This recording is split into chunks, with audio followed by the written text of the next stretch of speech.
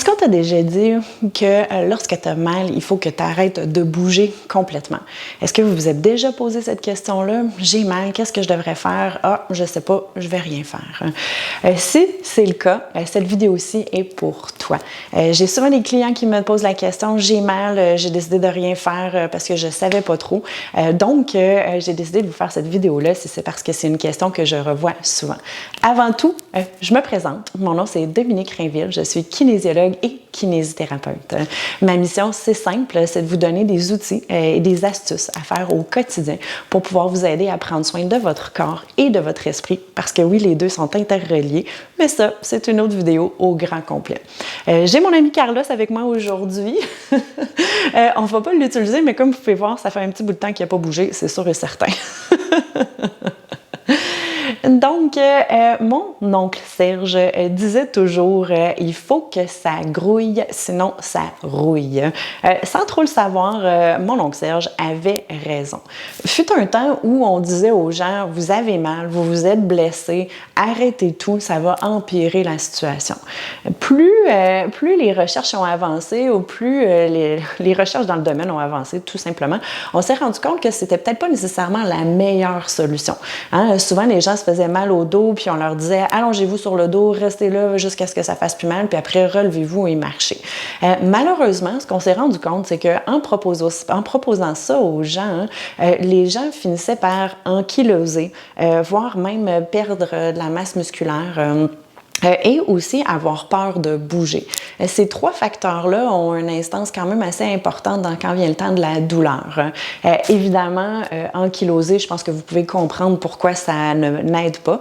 Hein? Quand on bouge, même si c'est juste d'aller prendre une petite marche, même si c'est juste de bouger dans la maison, on active la circulation sanguine. Lorsqu'on active la circulation sanguine, bien, on amène des nutriments, on amène tout ce qui va aider et favoriser la guérison d'une blessure.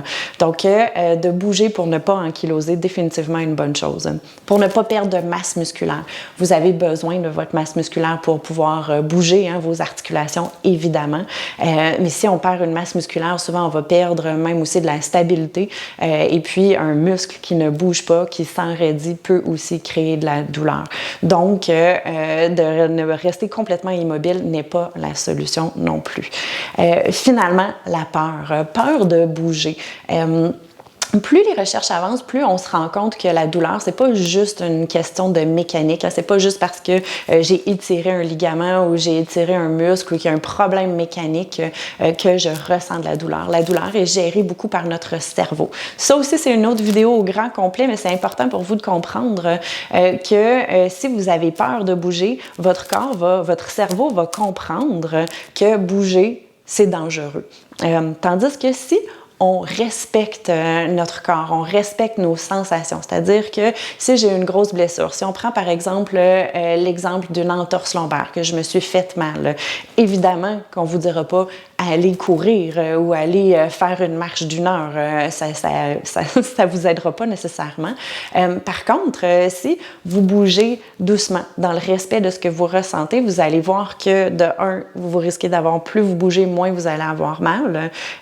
Et de 2, que votre circulation va augmenter, donc ça va faire du bien aussi. Et puis, votre cerveau surtout va enregistrer que bouger, ça fait pas nécessairement mal. Il faut juste savoir quoi faire, quand le faire, comment le faire. Là, vous me dites, elle a dit juste.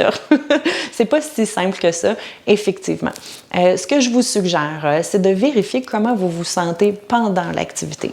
Donc, si vous vous êtes blessé au dos, on reprend cet exemple-là, et puis vous décidez d'aller marcher 5 minutes, par exemple, qu'est-ce que ce 5 minutes-là vous apporte? Est-ce que la douleur a augmenté? Est-ce que la douleur vous empêche de marcher normalement? Est-ce que vous êtes en train de marcher tout croche?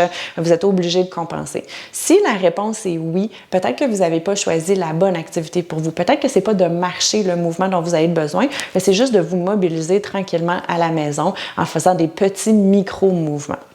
L'autre chose, c'est de voir comment vous vous sentez après avoir fait votre activité.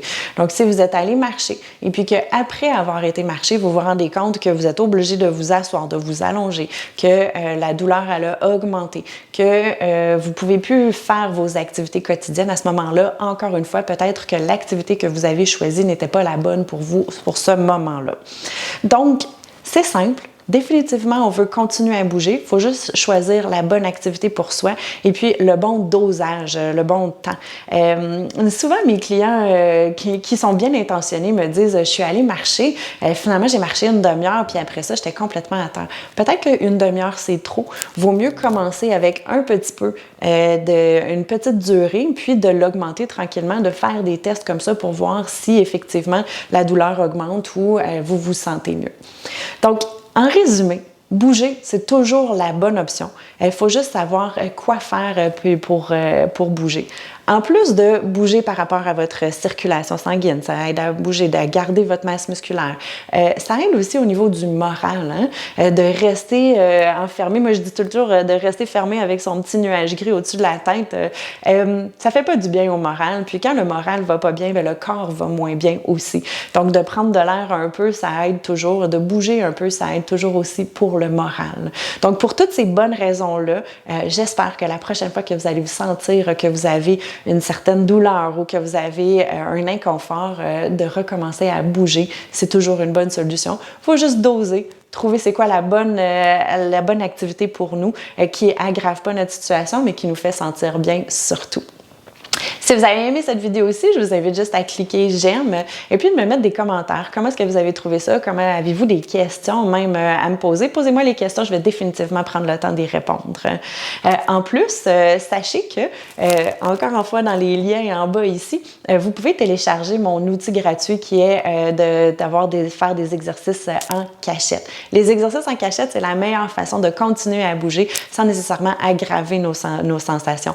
Donc, des petits exercices à faire à différents moments dans la journée qui ne prennent pas trop de temps, mais qui vous mobilisent, qui étirent et qui renforcent aussi. Donc, téléchargez-le, c'est gratuit. Et puis, surtout, redonnez-moi-en des nouvelles. On se reparle très bientôt pour d'autres trucs et astuces pour prendre soin de vous au quotidien.